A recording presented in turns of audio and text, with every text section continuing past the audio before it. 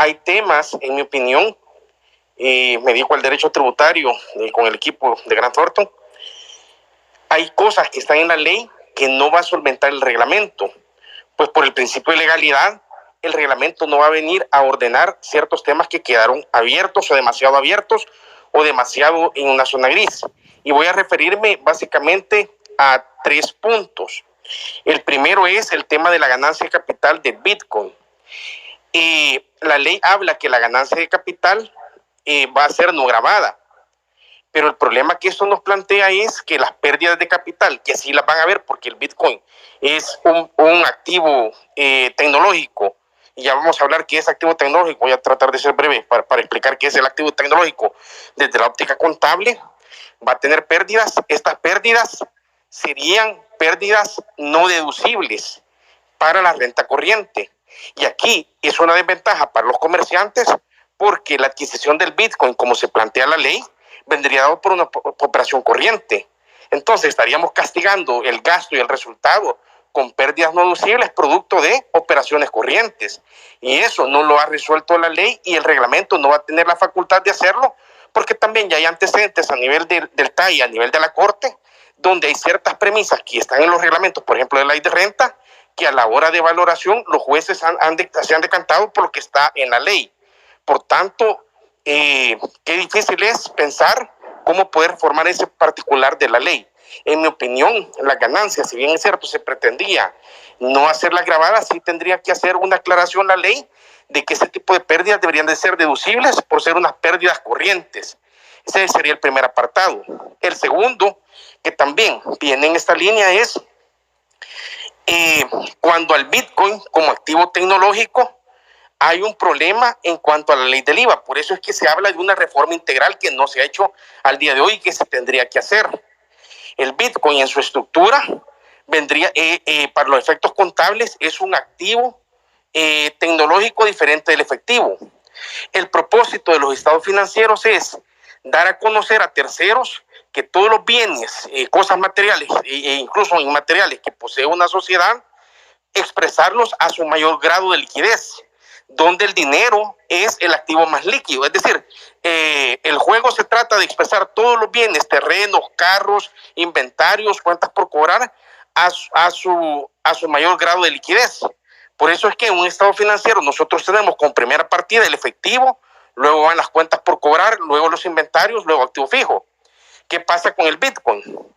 El Bitcoin, como bien decía Mariana, no solo este comité de Basilea, sino que las normas internacionales y el IASB, que es la entidad colegiada que regula las normas internacionales, ya dijo que este tipo de activo es un activo similar a un activo intangible cuando yo lo adquiero y no me dedico a comercializarlo o no me dedico a venderlo. Si yo lo adquiero para vender puede ser inventario, pero ya sea que sea inventario o ya sea otro activo, no es dinero, no es líquido. Y eso me plantea un gran problema para los indicadores de rentabilidad de una compañía. Porque cuando yo, por ejemplo, vendo ropa, vendo zapatos, yo espero que me devuelvan dinero o cuenta por cobrar que es circulante.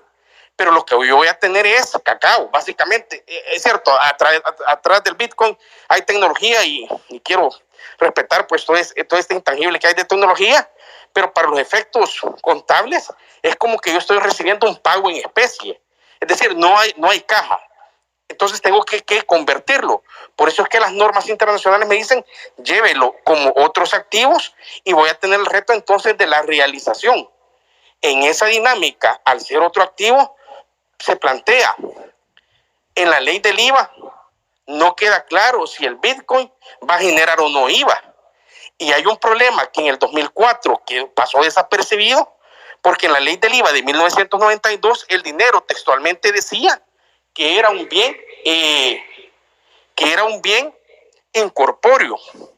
En el 2004 cambian la reforma para gravar los intereses de forma generalizada, quitan ese apartado y la ley del IVA solo dice que para propósitos del hecho generador, los préstamos dinerarios se considerarán servicios. La pregunta es, cuando yo hago transacciones de Bitcoin, que estoy transfiriendo bienes intangibles, ¿debo causar o no el IVA? Y ahí hay un problema porque también eso me viene a encarecer la transacción con ello. Hoy en la tarde, hablando con algunos colegas, se planteaba decir, bueno, si el Bitcoin es moneda, ya pasa el tema de ser de curso legal, pero tenemos el tema del IVA que no está definido como un activo grabado. Entonces, en esta dinámica, en mi opinión, falta reformar la ley del IVA para aclarar, primer punto, que corrijamos lo del 2004, quedó pendiente que tanto el dinero como este activo no es como un activo informático, como el artículo 14 que graba los software, la transferencia de software con el 13%, sino que estaría en condiciones para ser como una especie de moneda, a pesar de que no lo es, técnicamente no lo es, pero para efectos de El Salvador, y así que no se grave el impuesto del IVA en esta transacción. Y el otro tema es, así como el dinero, el producto financiero es no grabado para las instituciones financieras, pero sí grabado para, por ejemplo, entidades no reguladas, no queda claro si esa ganancia del Bitcoin va a ser sometida al IVA o no, porque hay que diferenciar dos temas. Una cosa es la ganancia para efectos de renta y otra cosa es el mero acto de transferencia de dominio y prestación de servicios que es grabado con el impuesto de IVA. Por tanto, en mi opinión, la ley sí tendría que ser reformada para aclarar este particular.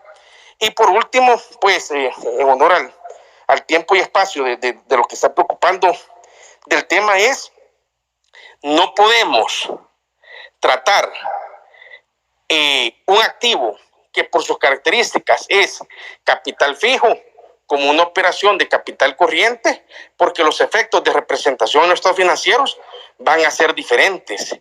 El artículo 139 del Código Tributario habla que la contabilidad se va a llevar conforme al Código Comercio, y el Código Comercio refiere al Consejo de Vigilancia y el Consejo de Vigilancia a las NIF. Por tanto, tenemos un impacto ya en la representación de nuestro grado de liquidez, cómo vamos a hacer para convertir. Y el otro reto que se va a encarecer es qué va a pasar cuando el fondo de Bandesal no alcance, porque pareciera ser que no va a dar abasto. Se tenga entonces que encarecer la tasa efectiva de convertibilidad, y esto al final del día termina impactando en el alza de precios. Así que hay una tarea pendiente en cuanto a reforma de ley, en cuanto a cómo declarar los impuestos. Al final del día, se paguen en dinero, se paguen en especie. Esa última parte del modo de pago, las declaraciones tributarias, en mi opinión, siguen normales. Lo único que cambia es el modo de pago. Y el último comentario en cuanto a las facturas de consumidor final y crédito fiscal. Fíjense que esa leyenda de describir la cantidad en dólares en realidad venía de un reglamento, porque en el artículo 114 y 115 que regula los documentos para control del IVA, no dice que en los documentos debe expresarse en letras la cantidad. Sí habla que en el interior del crédito fiscal debe expresarse la cantidad en su valoración. Ahí el artículo 8, al menos de la ley del Bitcoin, habla que se va a mantener el dólar, pero en cuanto a las letras y decir vale tanto en Bitcoin, etcétera, eso no es en ley, y al final quedó en costumbre. Así que eso quería comentarles, y abierto a cualquier inquietud al caso. Muchas gracias por su tiempo.